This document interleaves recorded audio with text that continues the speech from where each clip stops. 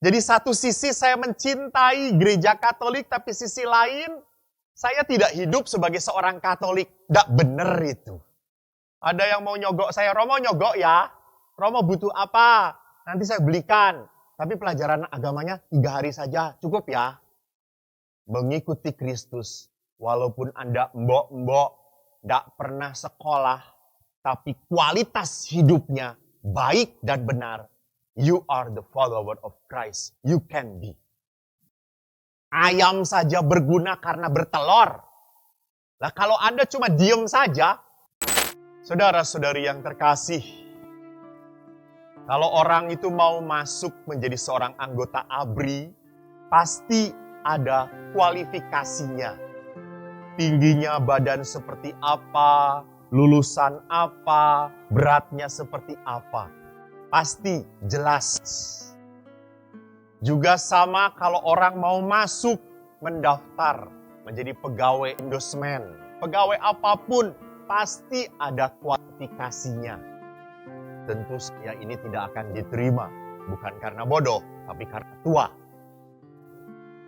Jadi saudaraku, apa itu kualifikasi? Kualifikasi itu punya keahlian, punya kriteria, punya syarat yang khusus.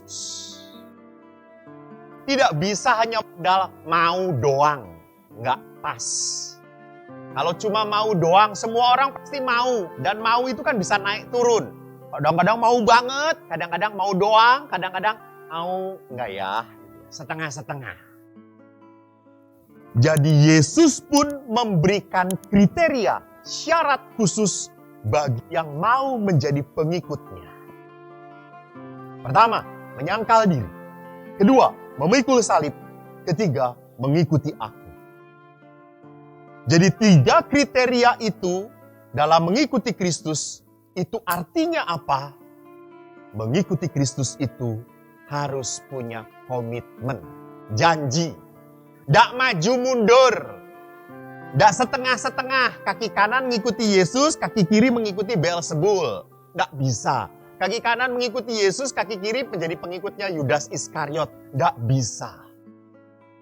Jadi satu sisi saya mencintai gereja Katolik, tapi sisi lain saya tidak hidup sebagai seorang Katolik. Tidak benar itu. Itu tidak ada komitmen. Itu tidak ada janji. Yang kedua, mengikuti Kristus itu berarti apa? Harus tahu resikonya. Jadi kalau mengikuti Kristus itu memang resikonya harus 1 tahun dalam gereja Katolik sebelumnya pelajaran agama 1 tahun. Tidak bisa dipotong-potong. Ada yang mau nyogok saya, Romo nyogok ya. Romo butuh apa? Nanti saya belikan. Tapi pelajaran agamanya 3 hari saja, cukup ya. Mungkin bisa seperti itu. Tapi nanti kelak saya harus mempertanggungjawabkan sikap saya itu di hadapan Tuhan. Jadi mengikuti Kristus itu resikonya adalah apa? Susah. Mau susah enggak? Mau hidup berat atau tidak? Jadi mengikuti Kristus jangan pernah lupa resikonya seperti Kristus sendiri. Salib. Di depan mata kita bukan pertama-tama kemuliaan. Sekali lagi, bukan pertama-tama kemuliaan. Tapi pertama-tama adalah apa? Salib. Baru menembus salib kita sampai pada kemuliaan. Ini resiko. Yang ketiga, mengikuti Kristus tidak bisa mundur lagi. Saya waktu punya hobi fotografi, saya tinggal di Pratista, tidak jauh dari Pratista itu ada tempat latihannya Kopassus. Dan kalau sedang tidak ada latihan, boleh masuk siapapun. Saya masuk.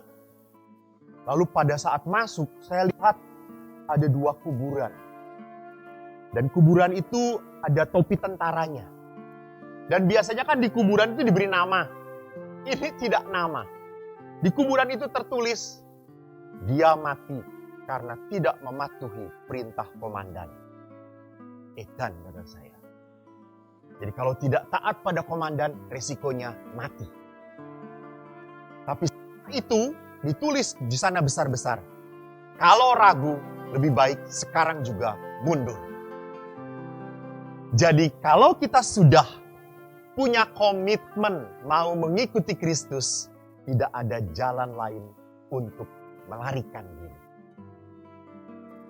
Jadi kalau dilihat dari pernyataan-pernyataan yang dikatakan oleh Yesus, rupanya yang menjadi syarat mutlak mengikuti Kristus adalah kualitas hidup manusia.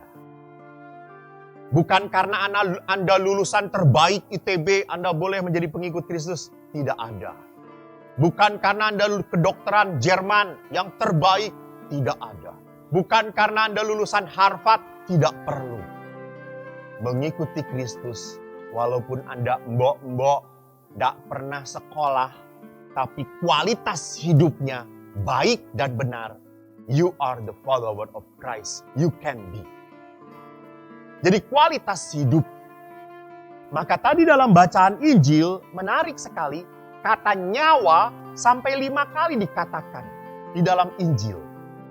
Barang siapa mau menyelamatkan nyawa, ia akan kehilangan nyawa. Barang siapa kehilangan nyawa, ia akan memperolehnya. Apa gunanya memperoleh seluruh dunia tapi kehilangan nyawa?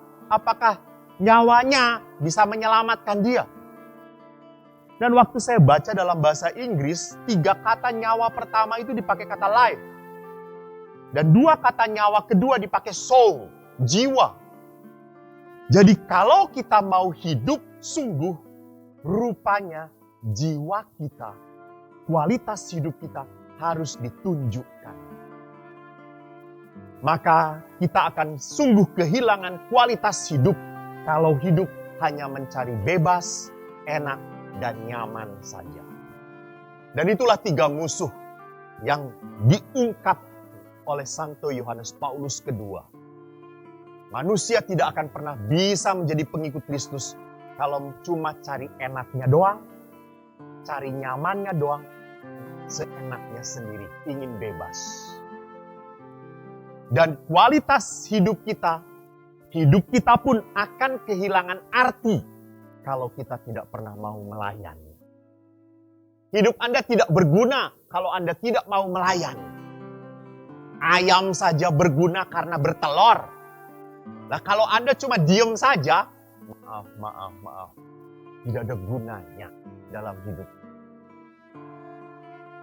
Saudaraku yang terkasih, tidak salah kalau Yesus mengatakan apa? Memikul salib.